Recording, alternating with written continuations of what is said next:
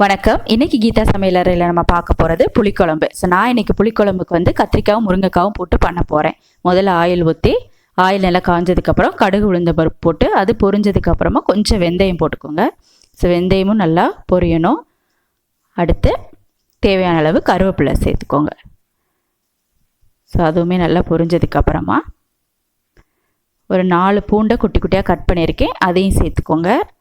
அடுத்து ஒரு 6 சின்ன வெங்காயம் எல்லாம் போட்டு நல்லா அதை எண்ணெயில் வதக்கிடுங்க.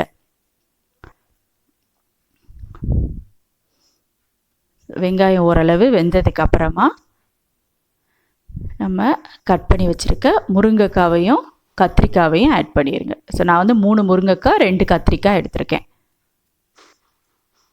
ஸோ எல்லாத்தையும் ஆட் பண்ணிவிட்டு இதையுமே ஓரளவு மிக்ஸ் பண்ணி விட்டுருங்க. முதல்ல இது ரெண்டுமே கொஞ்சம் வேகணும்.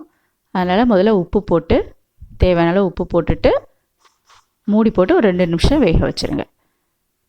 ஸோ இப்போ 2 நிமிஷத்துக்கு அப்புறம் பார்த்தீங்கன்னா இது ரெண்டுமே ஓரளவு வெந்துருச்சு. இனிமேல் வந்து நம்ம மசால் பவுடர் சேர்க்கலாம்.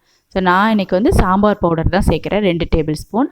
உங்கள்கிட்ட குழம்பு மிளகாய் தூள் இருந்துச்சுன்னா அதை சேர்த்துக்கோங்க. அப்படி இல்லை அப்படின்னா தனியா 2 ஸ்பூன், சில்லி பவுடர் ஒரு 1/2 ஸ்பூன், 1/4 ஸ்பூன் மஞ்சள் தூள் சேர்த்துக்கோங்க. அடுத்து முங்குற அளவு தண்ணி ஊற்றி மிக்ஸ் பண்ணி ஓரளவு கொதிக்க விட்டுருங்க.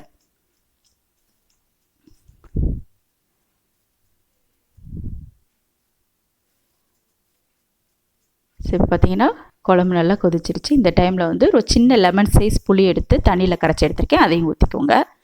இப்போது மூடி போட்டு ஒரு 5 நிமிஷம் வேக வைக்கலாம். ஸோ இந்த வேகிற டைமில் நம்ம வந்து தேங்காய் அரைச்சிக்கலாம். நான் கொஞ்சம் தேங்காய் எடுத்து 1 ஸ்பூன் ஜீரகம் மட்டும் போட்டு பேஸ்ட்டாக அரைச்சி வச்சுருக்கேன். ஸோ இப்போ 5 மினிட்ஸ் ஆயிடுச்சு. ஓப்பன் பண்ணி பார்த்தீங்கன்னா மசாலா நல்லா வெந்துருச்சு, காயெல்லாம் கூட நல்லாவே வெந்துருச்சு.